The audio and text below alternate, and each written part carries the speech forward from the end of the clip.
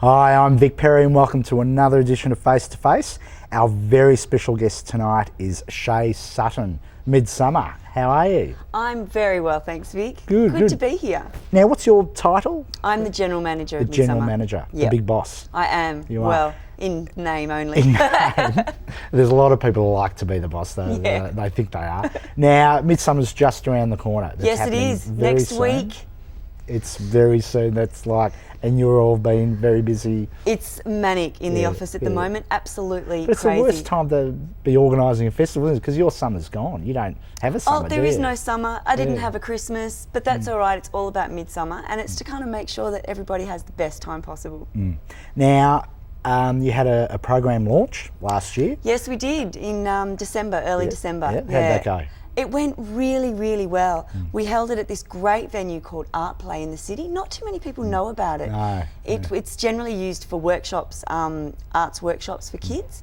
But Well, it used to be an old, I was told, an old railway training shed. Shed. Yeah. And they used to actually have an original locomotive or train in it, Yes, and they people used to did. train on it. I don't know how they got it in there, but yeah. Oh, very big doors, I think. Yeah. And John So gave a speech that was unforgettable. He gave a fantastic speech. We're really thrilled with the support we get from the City of Melbourne. In 2005, they gave us, we received triennial funding for 06, 07 and 08. So, and they really supported us with the venue for the launch. They've just been the most amazing supporters, and we're really thrilled that they're on board. Yeah. And we have to really think in perspective, particularly on a global level, how lucky we really are to have the Mayor of Melbourne, a major city, so supportive. I mean, when he was talking, it was just amazing how you could just see the enthusiasm in his speech, saying how wonderful the festival is and how great for Melbourne it is. You know, for a queer festival, that's pretty good. It is, and it's amazing. We tend to meet international people who come over for whatever reason. We meet with them, particularly gay international representatives, and they're astounded that, in US terms, a city as small as Melbourne can sustain this huge 3-week gay and lesbian arts festival. Like, people are amazed. I just forgot I should show you the program. That's the cover there. Can you tell us a little bit about that cover? Because it was a bit of a there's a bit of a story behind this. I think it's been a bit controversial, which is great. I love a good controversy. Well, the theme this year, as everybody probably knows, is the games we play.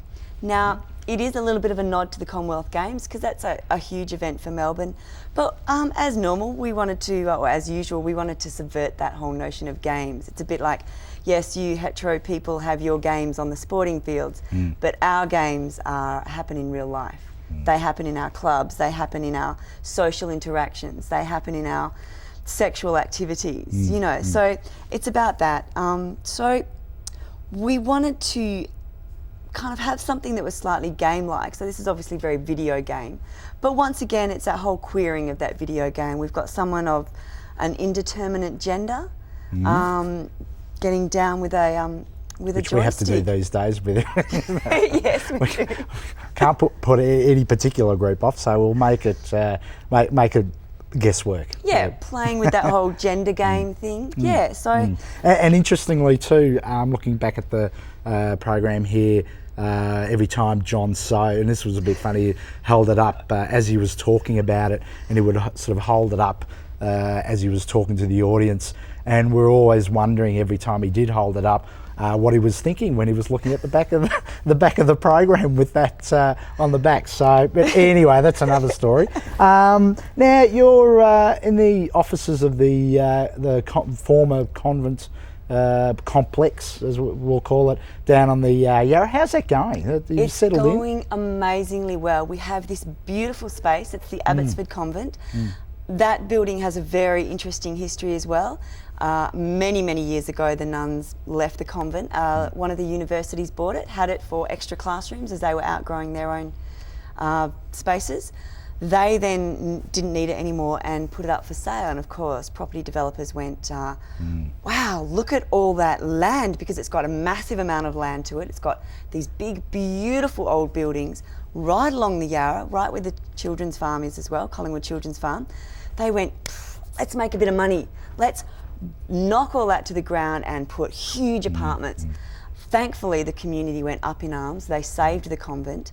It's now managed by a convent foundation who decided that their priority was to make it arts, cultural and education focused, which is fantastic for us.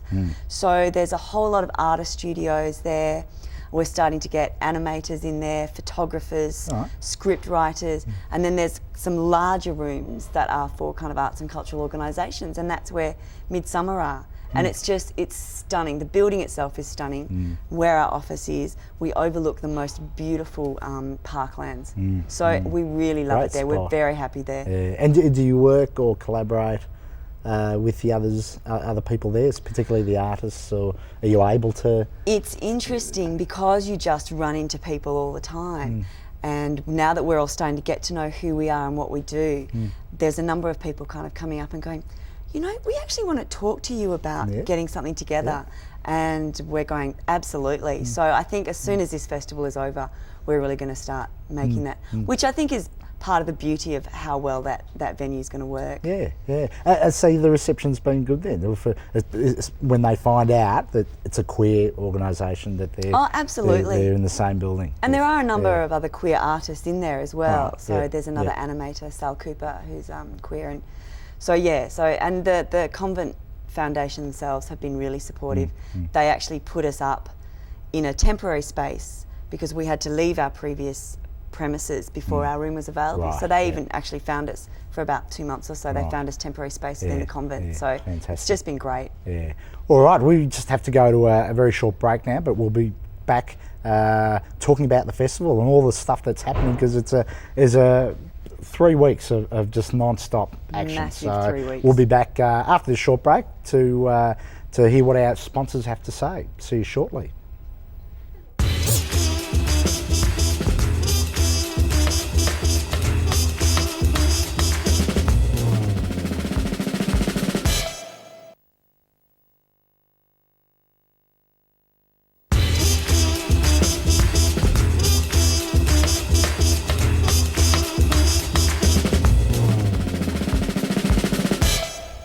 And welcome back to Face to Face. I'm Vic Perri, chatting with the gorgeous Sheah Sutton from Midsumma. Now, before we get into the program, the dates. Friday the 20th of January, we go through to Sunday the 12th of February. All right. So 3 weeks and 4 weekends. That's a lot. It is a lot. But it's jam-packed. It is, and we're going to be talking about it. So we start off with opening night. Opening night at Federation Square again. It's going to be huge. We've got the main stage entertainment. We've got some really high quality guests this year. Off the top of my head, Melissa Takautz, who's just done that great version of Glamorous Life, I believe, which is fantastic, and Joy's been playing it. So she's on. Another one that I'm personally very excited about, Vassie. She started off being unearthed by Triple J and has gone on to do amazing things. She kind of does funk, hip hop, R&B, soul, all of that kind of mix. She's a local Australian She's artist. Australian, they're all Australian.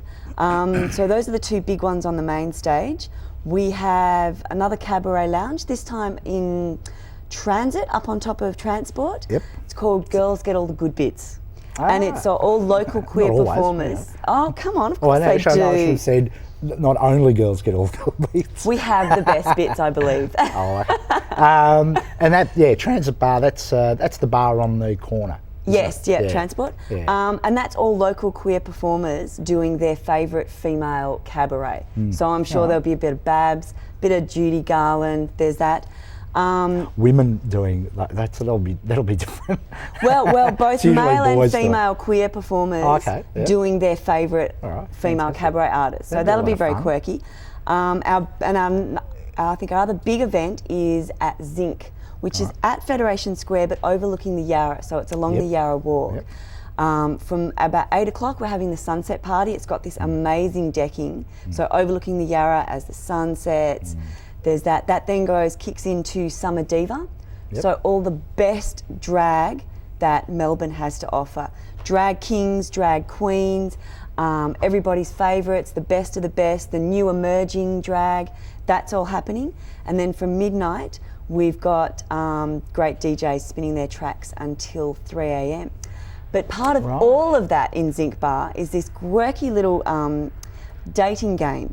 Speed dating, so last year. I was going to ask you about the speed dating. Speed dating, so last year. Yeah, no one does it anymore. This year it's a little bit quirky. You register, you get a big number, and you mix, you flirt, you schmooze with everybody. And if somebody in the crowd thinks you're a bit special, they write you this big note, and we've got the love board. So you post your message up there, so you go back and check and see who thinks you're hot. And of course, if you missed your messages, they will be uploaded on gay.com throughout the entirety of the festival. Okay. So you make contact and maybe you find true love. I've found something to do at the opening night party. Okay. Oh, we all have, darling, we all have. I'll be checking that out. What else? Because it's a big night. It is a big night. All the bars and the restaurants that are within Fed Square will be open. Now, these people that own these establishments, I mean, they'd be quite happy having the opening night party. Oh, they're very happy about it, and they're very supportive. And Fed Square have just been amazing. I have to mention them. They are incredibly supportive. They really love having us there, and we love being there. And so they've just been fantastic. But it's an amazing night. I mean, what was the estimated crowd we get last year? about 15,000, and it's a great opportunity to catch up and to, you know, really welcome the beginning of the festival. It's a huge night. And of course you guys are there. You do all our live work. Yeah, you do all the live television work there, and thank you so much, because that's all shown on the big plasma screen. Yeah, and of course we'll be showing the highlights of the night in the coming weeks. So don't forget to keep watching TV, because you'll see the best of Midsumma on Ben TV. Now, some of the other Midsumma special events. Certainly. Let's see. We have so many. This year, we've always had a really large and really recognised visual arts program, particularly, and not just in the queer community, but in the visual arts community, and that is expanding. Thanks to support from the City of Melbourne, City of Yarra, Arts Victoria. And part of that is, I think it's the very first time we've had a premiere event, which is a visual arts event, and it's called Liquid Aesthetics. And that's going to be held at the Black Box. That is, 2006 is the 30th year that the first time someone picked up a video camera and actually presented an arts event. I think they filmed the Pope going through New York, and then that night on the walls of Cafe or Go-Go, they showed it as an arts event. So we're celebrating that in our own queer style, so it's all queer artists, video, digital, multimedia. We've got a couple of really exciting artists in there. Vanessa Sauerwein, who many people might not know her name, but in 2005 her short animation film was selected for viewing at Cannes Film Festival. So we've been really lucky to get that. Monica Tikacek, who is this amazing digital artist. She's got this huge 3 data projector work going on. As well as you'd all probably know Travis de Jong. Yep, great local artist. His work is in there as well. So that forms part of Queer City, which also incorporates Queer Street. Much loved Queer Street. Yes, I did that last year. It was fascinating. Art in public places throughout the laneways and windows of Melbourne. What else? And that'll have a launch as well. That will some of the events will have their own little mini launches, aren't they? Yes. Liquid Aesthetics will have. Queer Street will have. The City of Yarra Visual Arts program will also have its launch. All of those details are in the guide and on our website. This year also, we've done a couple of community arts projects. One which is Living Queer in the City of Port Phillip. We kindly support from them. That's where queer residents living in Port Phillip have been working throughout October, November and December with a professional photographer. They're going to photograph either people that they think are important in Port Phillip, the places they love in St Kilda and Port Phillip.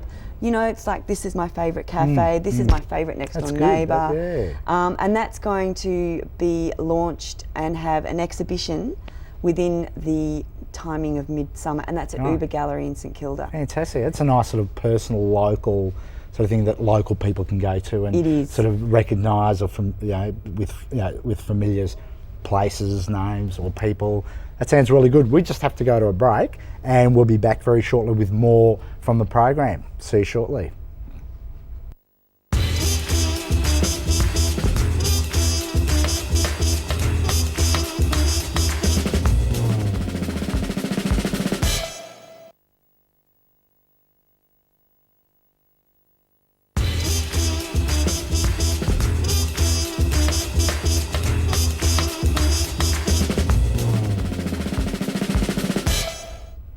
And welcome back to Face to Face. I'm Vic Perri talking to Sheah Sutton, and we're like, how much more can there be in this program? I've barely touched on it.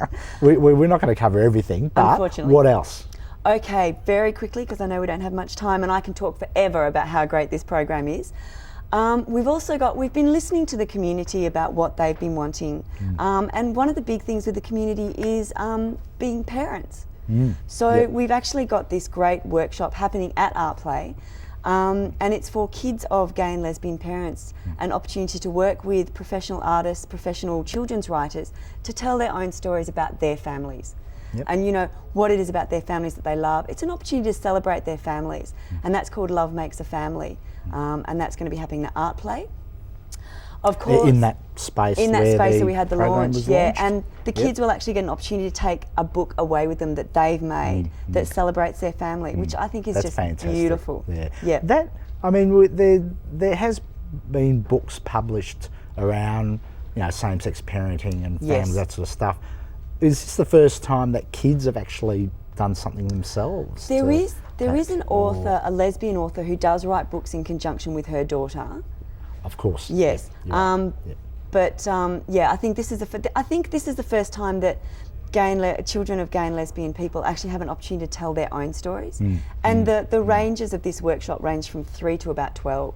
So at any level they can talk about their families. That's fantastic. Really excited about that. And spaces will be really limited, so if people are interested, they need to get in quick. Right, okay. And next, what else? Of course, our great spoken word program, Novel Conversations 3. We continue it on because it's so popular.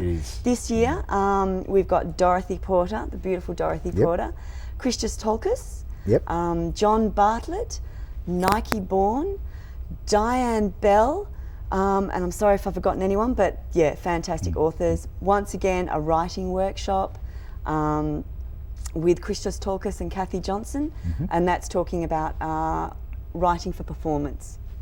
And of course, the short story competition is on again. Right. This time there's a signature item, and I believe that item is thumb. So 2,000 words. There's an added component this year. It's not only based on the quality of the writing, but the quality of the performance. So when you actually, the finalists will be chosen, and it'll be judged on not only their writing, but they will have to perform their piece. So that's great. That's great. That'll be a great opportunity for people who would like to be creative and innovative and actually perform their piece and read it out. So, and we've actually increased the word limit to 2,000 to actually give emerging writers a really chance to kind of delve into the short story form. The carnival. Yes. And the carnival will be on the final day of the festival, which is the 12th of Feb. That's exactly on a right, Sunday the 12th. Yeah, but just before we get into the actual events or what's happening on now, there was talk because of the games with the state government sort of taking over, you know, every square centimetre of this city, including the Alexandra Gardens. Yes. So it's still happening there? It's not happening at Alexandra Gardens. For people who don't know, it's at Treasury Gardens. Treasury Gardens. So that's next to Parliament, and it's along Spring Street and the Flinders Street extension, Wellington Street. So it's that big lot of land there. So it's definitely taking place. Okay, is that, from memory, it looks a bit smaller than Alexandra? It's actually about the same size. About the same? Oh, yeah, it's about the same size. size. All right, so logistically it's not going to be too much trouble. Well, it's the same size, but it's set up very differently. Yeah. So it's been a whole new kind of ball game for us, so to speak. But it's we're really pleased with the site. It's got beautiful trees. So I know there was always that issue with Alexandra Gardens of that big open space. This whole garden is completely compared to what it used to be in St Kilda many years ago when it was just almost desert. This will be great. Yeah, it's going to be beautiful, and we've really ramped up the formatting and the activities and entertainment for people this year. We've got huge acts on the Shuttlecock stage. Yep. People like Glovebox, who are a local band with a queer lead singer, and they're fantastic, kind of soul funk. And I believe that Midsumma will be kicking off their US tour, because they have been going through the charts in the US independent charts. I think they got up to number 4 or something. Wow. So they'll be there. Sister She, local comedy hip hop female duo. They're always great, great to see. They're fantastic. We had them at our bingo fundraiser not that long ago. They're fantastic. Vardos, a female group of wild Transylvanian gypsy music. Love it. Yeah. And Carnival is going to start and finish this year, the Carnival Day, with drumming. So we're going to have Beatwise doing the drumming. They're going to be going through the audience, drumming up the excitement for the start of Carnival. They'll then make their way to Shuttlecock stage and finish this amazing kind of calling and response drumming. And then at the end of the day, we've got Muraseiko Deiko, who are this female Japanese drumming group. That whole kind of big taiko drums and lots of... So that will kind of finish the day. Just backtrack just a little bit, because people always ask me, Vic, what time's it start? What time's it start? What time is it best to get there? I think the entertainment will start around about 11 and go till about 5:30. Right. So, and there will be stuff happening the entire day. Everything that I just mentioned just happens on one stage. On the other stage, I think it's called the poker stage. That will have, of course, Dulcie's Dog Show. Absolutely. A carnival wouldn't be a carnival favourite. without. That's exactly right. And Freak Out we're doing again. So anyone who wants to dress up, display their most bizarre piercings, tattoos, hair, whatever you want, absolutely get dressed up for it and come and freak us out. And this year we're also having a bit of a fashion parade on that stage. All right. And last but not least, tea dance. Tea dance. And of course the famous tea dance. Our why is it famous? award-winning tea dance. That's right. Yep. We won Best Special Event for 2005 Tea Dance for the Rainbow Awards. And of course, we could never do the tea dance without Market Hotel. Like, they're the ones that'll make it happen as well. All right, so it's going to be a huge day, a huge festival, always a lot of fun, and it's really the time of year that if you want to go out and you want to see people that you've never seen anywhere else, it's the festival, particularly the carnival. And of course, Ben TV are going to be there. You'll be seeing highlights of the whole festival, including opening night, carnival, during Ben TV programming, as well as even when the festival finishes, we'll still be showing a lot of the highlights, because we'll be just out there filming everything. Thanks very much, Sheah.